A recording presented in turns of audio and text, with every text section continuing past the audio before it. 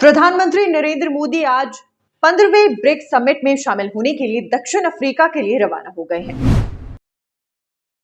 Reports के मुताबिक इस बार की बैठक में 45 मेहमान देश शामिल हो सकते हैं।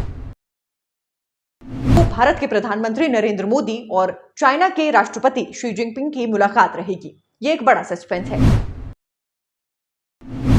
प्रधानमंत्री नरेंद्र मोदी आज 15वें ब्रिक्स समिट में शामिल होने के लिए दक्षिण अफ्रीका के लिए रवाना हो गए हैं।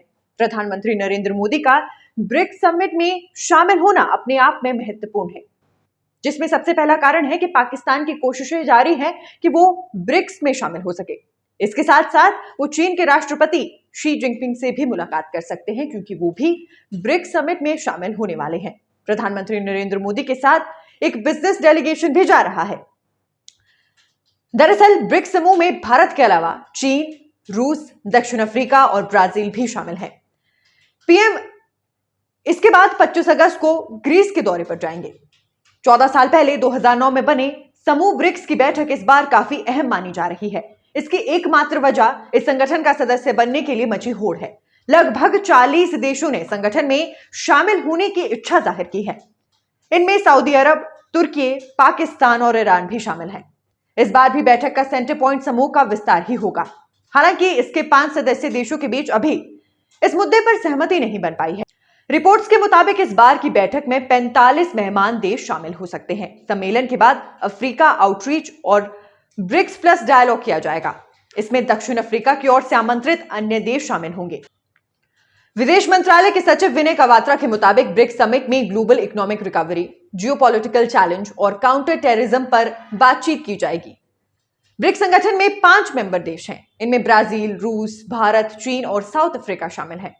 ब्रिक्स देशों के बीच हर साल एक समिट होती है, जिसके लिए सभी देशों के लीडर्स इकट्ठा होते हैं। इसके लिए हर साल इन 5 देशों के बीच प्रेसिडेंसी और मेजबानी बदलती रहती है। इस साल जनवरी में साउथ अफ्रीका के पास संगठन की मेजबानी पहुंची, लिहाजा 22 और 24 अगस्त के बीच साउथ अफ्रीका के जोहान्सबर्ग में ब्रिक्स समिट होगी। इसके बाद 2024 के रूस ब्रिक्स समिट की मेजबानी होगी। रिपोर्ट्स के मुताबिक इंटरनेशनल क्रिमिनल कोर्ट यानी आईसीसी के पुतिन के खिलाफ वॉर क्राइम्स को लेकर केस दर्ज है और गिरफ्तारी वारंट भी जारी हो चुका है। इसके मुताबिक जो भी देश आईसीसी के सदस्य हैं, उनका कर्तव्य है कि वो इसके आदेशों का पालन करें। साउथ अफ्रीका आईसीसी के मेंबर्स में से एक है। ऐसे में अगर पुतिन जोहान्सबर्ग आते हैं तो मेंबर कंट्री होने के नाते साउथ अफ्रीका सरकार को पुतिन को गिरफ्तार करना होगा। इसलिए दोनों देशों ने आपसी सहमति से यह फैसला लिया है कि पुतिन ब्रिक्स समिट में शामिल होने के लिए जोहान्सबर्ग नहीं जाएंगे। हालांकि वो वर्चुअली हिस्सा ले सकते हैं। दरअसल आईसीसी ने इसी साल मार्च में पुतिन के खिलाफ अरेस्ट वारंट जारी किया था। उन पर आरोप है कि उन्होंने यूक्रेन पर हमले के दौरान गैर कानूनी तौर पर यूक्रेनी बच्चों को रूस डिपोर्ट किया। दूसरी तरफ रूस का दावा है कि वो आईसीसी का मेंबर ही नहीं है, तो फिर पुतिन के खिलाफ वारंट भी गैर कानूनी माना जाएगा। इसके साथ साथ जो महत्वपूर्ण है वो भारत के प्रधानमंत्री नरेंद्र मोदी और चाइना के राष्ट्रपति शी जिनपिंग की मुलाकात रहेगी। ये एक बड़ा सस्पेंस है। बेशक प्रधानमंत्री नरेंद्र मोदी और शी जिनपिंग ब्रिक्स की बैठक में शामिल हो रहे हैं, फिर भी दोनों देशों के बॉर्डर पर चल रहे तनाव के बीच ये नहीं माना जा सकता कि वो मिलकर कोई बैठक करेंगे।